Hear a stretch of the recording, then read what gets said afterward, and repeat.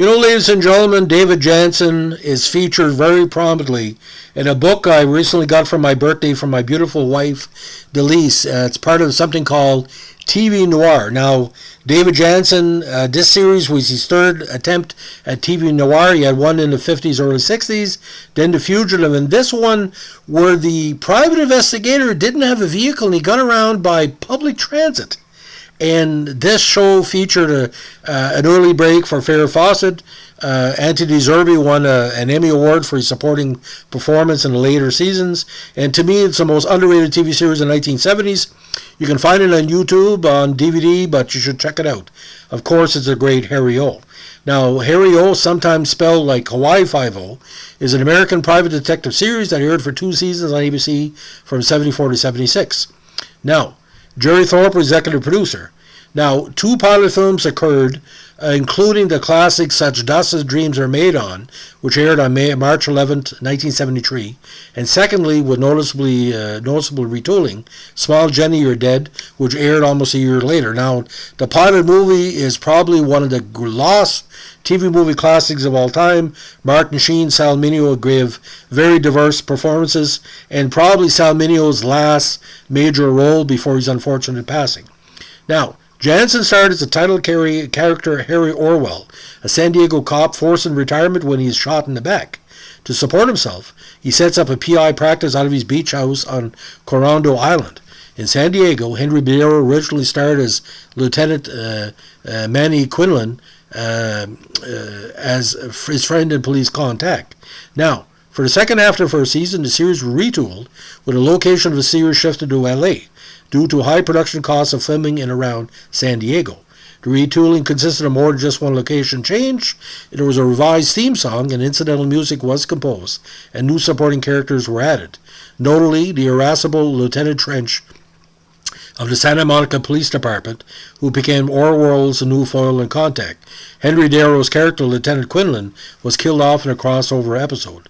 Most notably, a lighter tone for the scripts and acting was adopted. Harry still lived in a beach cottage, this time somewhere along the Pacific Coast Highway between Malibu and Santa Monica. In Reflections, episode 5 of season 2, he gave the address as 1101 Coast Road, and this beach location was the same location used for the second pilot movie. Now, the second season had a further reworking of the opening credits and theme song, and recurring characters were added. Anthony Zerbe, a great character actor who played Lieutenant Trench, again won a Primetime Emmy Award for his role on the series. Recurring characters included, get this, Farrah Fawcett-Majors as Harry's attractive next-door neighbor and sometime girlfriend Sue Ingram or Ingham, despite the age difference. Now, Paul Tully was there as Sergeant Roberts, Lieutenant Trench's assistant. Les Ladden played Lester Hodges, a bumbling private eye wannabe.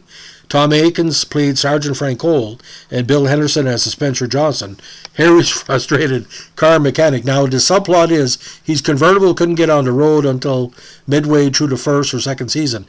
But it was weird. It was in public transit. He had a lot of ways to think. And in one unique episode, he lost the people who was trailing him because he didn't know the next stop. Now, Heron Small Austin Healy, which spent almost of the first season in non-running condition, later had more time on the road as the series progressed, though it was never entirely reliable. Also in the San Diego episode, the bullet in Harry's back, which is a big plot point in the pilot movie, noticeably impeded his ability to get around.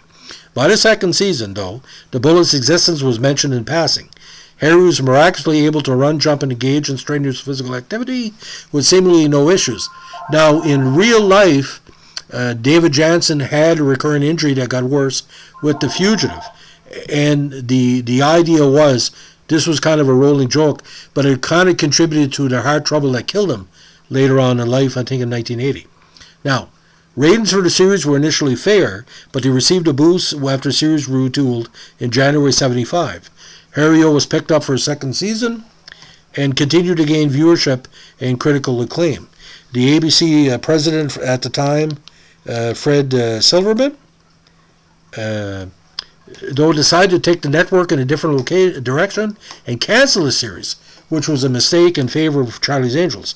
Unfortunately, no other network picked it up. Now, Farrah Fawcett-Majors, again a supporting player to Harry O, was selected as one of the 3 stars of that new series. So they were kind of budgeting what was going on. Now, the last original episode aired on April 29, 1976. The series Cancellation greatly disenchanted its star Janssen, who had found and shaped probably his most ideal character ever in Harry Orwell. He thus vowed never to participate in another TV series, but would do so in the classic miniseries Centennial. If you have a chance, check it out. Warner Brothers, a production company, and distributors. This was syndicated worldwide. Sometimes Fugitive would be on before the show in syndication, and it's just a tremendous 2 hours of TV. Now, the show was eventually rerun late at night on CBS during the 1980 season. It then was run in syndication in the late 80s on a few stations around the U.S. and had a short-lived run on Good Life TV network in the early 2000s. The first pilot movie still receives occasional airings. Now, the series is occasionally presented in weekend binges on the OTA television network Decades. Now, both pilot movies are set and were shot in L.A., no pun intended. With the exception of Harry Orwell, none of the recurring characters who would feature in the series appear in the pilot movies. The pilot movies also contain some details of Harry's backstory that clash with the character as established in the series. 2 of the actors who would feature in the series play different roles in Such Dust as Dreams Are Made On. Les Lamond, who played Lester Hodges in the series, plays a student, while Mel Stewart, seen as Harry's mechanic Roy in the series, plays Harry's police contact. Sergeant Granger, played by Sergeant Granger.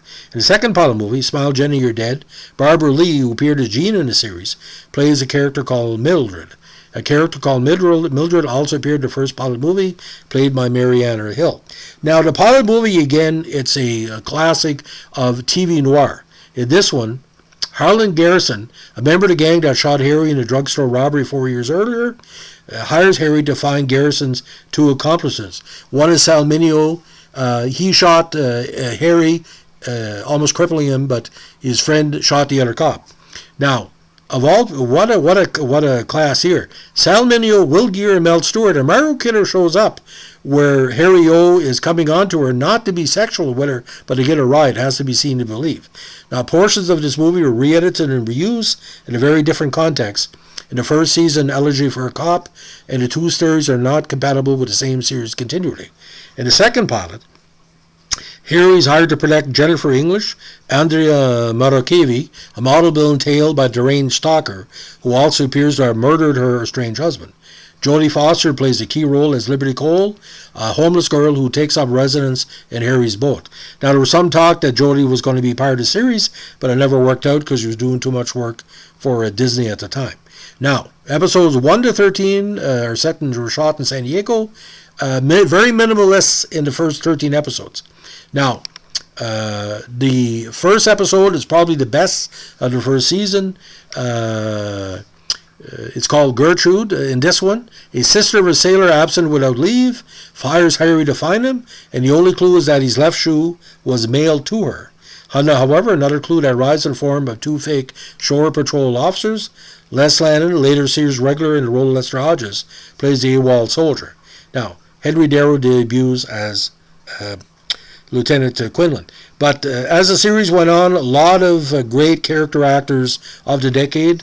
Leif Erikson, Barry Sullivan, Linda Evans, Ann Archer, Gordon Jump, Kenneth Mars, Joan Darling, Rosalind Cash, Margaret Avery, very good actors, Guy Stockwell, Juliet Mills, Paul Burke, Robert Doyle, Stephanie Powers, Barbara Anderson, Joanna Pettit, Broderick Crawford, Craig Stevens, Paul Benedict, Robert Reed, Garrett Graham. That's just in season 1 in the San Diego episodes.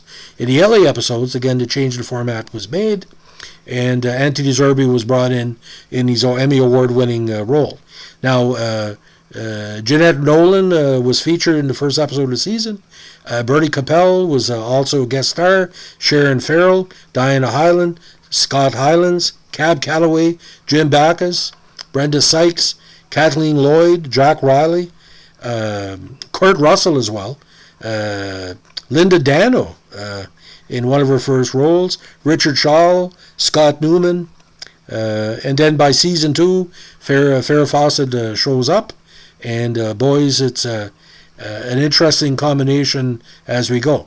Now, Gordon Jump reappears, René Auger-Bonois, Gary Sandy, Robert Loggia, Larry Hagman, Ina Balin, Lou Gossett Jr., just Adam Arkin, Catherine Hellman of all people. Just the amount of guest stars is worth it. You take The Fugitive out a lot. Jeffrey Lewis, Bruce Kirby, Linda Kelsey, Howard Hessman, Kenneth Mars, Leslie Ann Warren, Peter Donnet, very underrated actor, Ralph Meeker, John Colicos is one of my favorites, Jack Riley, Glynis O'Connor, Barbara Rhodes, Barbara Cason, Susan Strasberg of all people. You always see her in Film Noir every once in a while. John Rubinstein, Quinn Rediker, Colleen Camp. Just reading over the Michael Lerner, very underrated actor, and even Robert Dozier was involved in some of the direction and production. Ann Archer appeared again, Barry Atwater, Sorrel Book, Dean Jagger, Roddy McDowell, and Keel Martin. And of course, Farrah Fawcett Jr. as a recurring character.